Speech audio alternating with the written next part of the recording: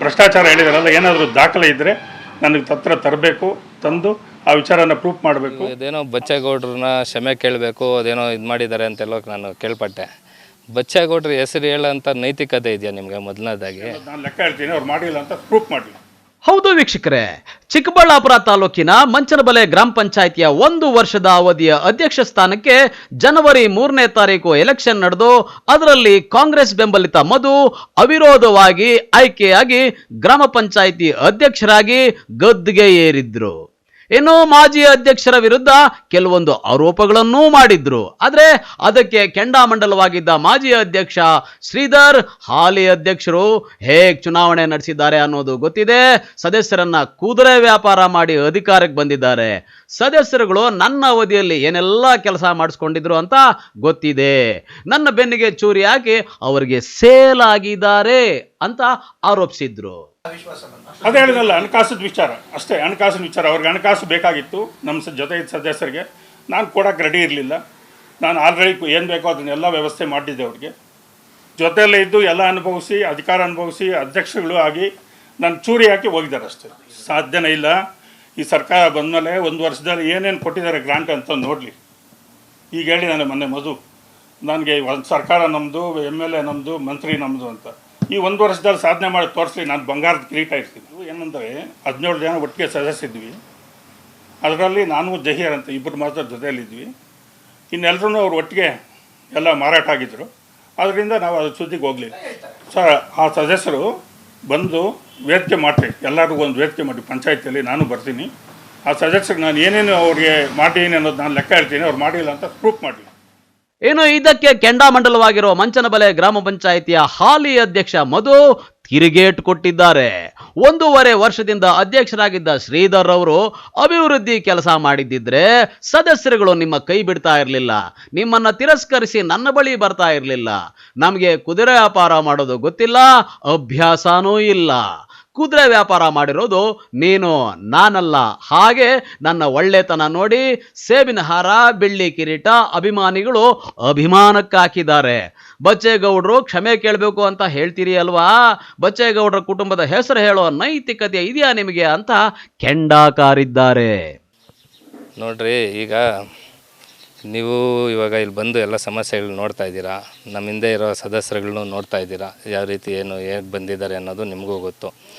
ಹಿಂದೆ 1.5 ವರ್ಷದಿಂದ ನೀನು ಅಧ್ಯಕ್ಷನಾಗಿದ್ದಪ್ಪ, ಯಾಕಪ್ಪ ಇವೆಲ್ಲ ಮಾಡಲಿಲ್ಲ?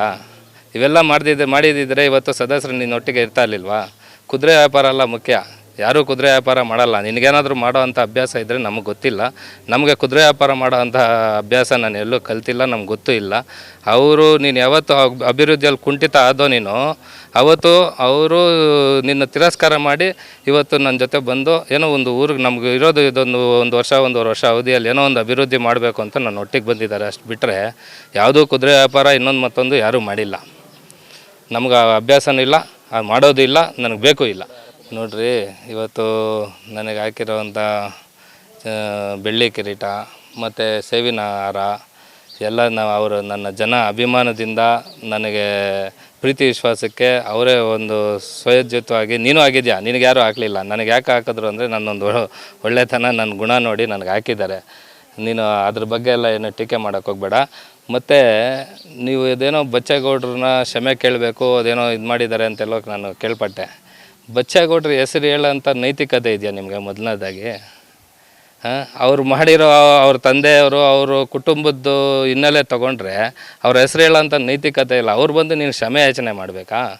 ಯಾವ ಮಕ್ಕ ಇಟ್ಕೊಂಡು ಕೇಳ್ತೀರಿ ನೀವು?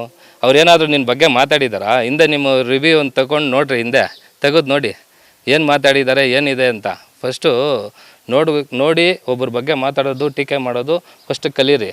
ಅದು ನಿನಗೆ ಒಳ್ಳೆತನ ತಂದುಕೊಡ್ತದೆ, ಶೋಭೆ ತಂದುಕೊಡ್ತದೆ.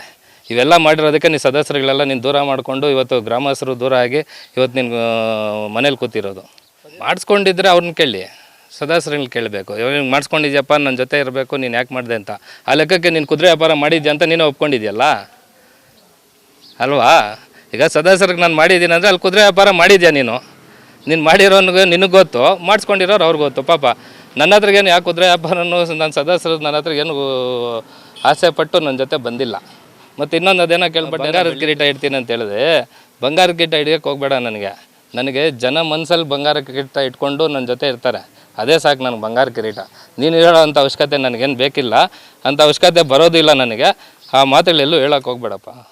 ಒಟ್ಟಾರೆ ಮಂಚನಬೆಲೆ ಗ್ರಾಮ ಪಂಚಾಯಿತಿ ಅಧ್ಯಕ್ಷ ಸ್ಥಾನದ ಚುನಾವಣೆ ನಡೆದ ಮೇಲೆ ಪ್ರತಿಷ್ಠೆಯ ಕಣವಾಗಿದ್ದು, ಒಬ್ಬರು ಅಧಿಕಾರ ಕಳೆದುಕೊಂಡ ಹತಾಶೆಯಲ್ಲಿದ್ರೆ ಇನ್ನೊಬ್ಬರು ಅಧಿಕಾರ ಸಿಕ್ಕ ಖುಷಿಯಲ್ಲಿದ್ದಾರೆ.